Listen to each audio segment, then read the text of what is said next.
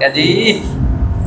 अरे की उठावा के ललिया, अरे कानवा के बलिया, अरे अखिया के तोहरा काजरवा, कि ये हो धन पागल बनवले बा नाक के नथुनिया, अरे सीनवा के तोहरा सिंगरवा। तो हेलो हाय दोस्तों, कैसे आप लोग? उम्मीद करते हैं अच्छे होंगे, स्वस्थ होंगे, मस्त होंगे। तो आज देखिए हम लोग ब्लॉगिंग के लिए तैयार हो गए हैं। तो देखिए आज हम लोग तो कुछ आपको और रउआ सब सोचा तो कब जाके के हनी तब परिचय बताई।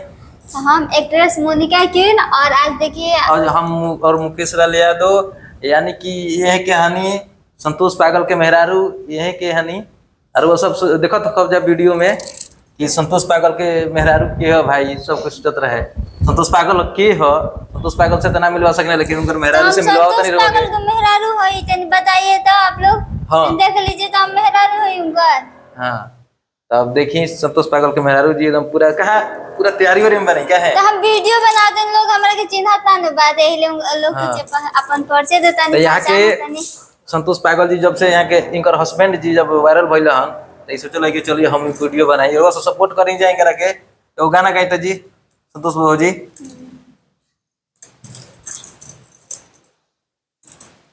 ए संतोष बाबू जी, अरे कुछ गाओ हो। सुनो ये बाबू हो खाना बेकाबू, हम औरत बाजारू ना होई। ए भौजी, और तार लौका बड़ा बड़े बड़े हो गइल बा। सब बुझाता नहीं, हम संतोष पागल के मेहरारू ना होई। हाँ जी, संतोष पागल के मेहरारू ना होई। हाँ, क्या कहता नहीं रहुआ। हाँ, आइए दोस्तों अपना छत दिखाते हैं आपको। आइए तो यार थोड़ा सा लाइक कमेंट और थोड़ा सा सपोर्ट कीजिए, और अपना छत दिखाते हैं। आइए अब जरूर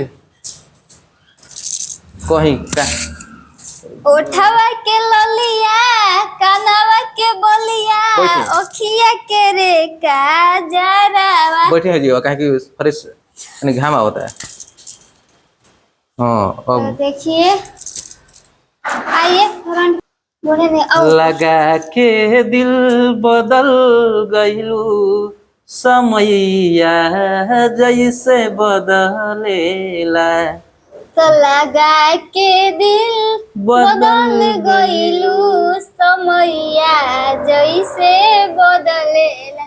नइखे होत विश्वास के दिलवा तोड़ले बारू हो, नाता के और से गोरी तू जोड़ले बारू हो। तो बहुत बढ़िया दिले बारू धोखा न सकान करिले, नइखू किस्मत में तबो इंतजार करिले, ना जाने तुहसे काहे अभियो प्यार करिले। और कोनो सुनाई रुआ, बड़ा बढ़िया गाइना। वाह, का एकदम मेकअप उकअप लागल, एकदम चमकत आड़ू। अरे कि तू दिल के धड़कन, तू ही जिंदगानी, तुहरे से बाटे ई दिल के कहानी, तोहरा बाद जमाना बा,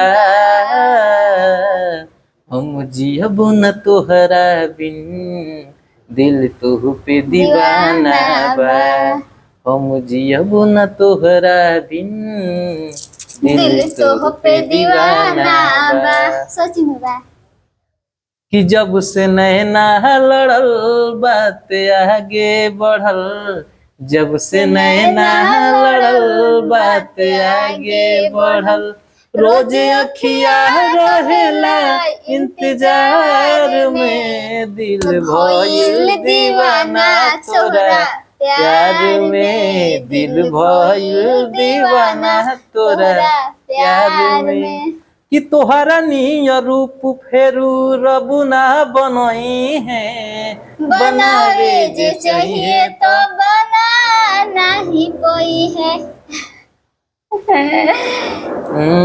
कि रूप ऐसन बुझला और ई बाप रे बाप पूरा अखिया हुए तू करे बड़ो उजर कइल बड़ो ये कुछ बोला, हैं ये कुछ बोला। और ई कोनो सुनाब वो ये धन बैगन ले ला। ये तार फेवरेट है ये कमरे कोने मुंह पे रहेला। अरे किया खरी हो हमरो आर मनावा तो एक बेरी बात कर लेगे किया रे सोना यारा हो घर ती पटनावा में आके मुलाकात कर लेगे किया रे सोना यारा हो घर ती पटनावा में आके मुलाकात कर लेगे अरे कि मोरे घड़ी पनिया पिलाई दी है जान गे कफन ओढ़ाई दी है टूट तही जब प्राण गे ओ तब गाओ कि निमिया के दाढ़ी मैया लावेली झूलू हवा ओ की झूली झूली ना ईसा तो बहनी गावेली गीतिया हो की झूली झूली ना, किसा तो बहिनी गावेली गीतिया हो की झूली झूली ना। अरे की झूलत झूलत मैया के लगली शादी गीत के ना चटैया पापा, काथी के चटैया पापा हो बिछौले बाड़ हमरो के बैठौले बाड़ ना काथी के कर जवा पापा हो बनौले बाड़ हमरो के बिसरौले बाड़ ना कुस के चटैया गावया के चटैया बेटी हो बनौले बानी तुहरो के बैठौले बानी ना तो काट के हमू लागनी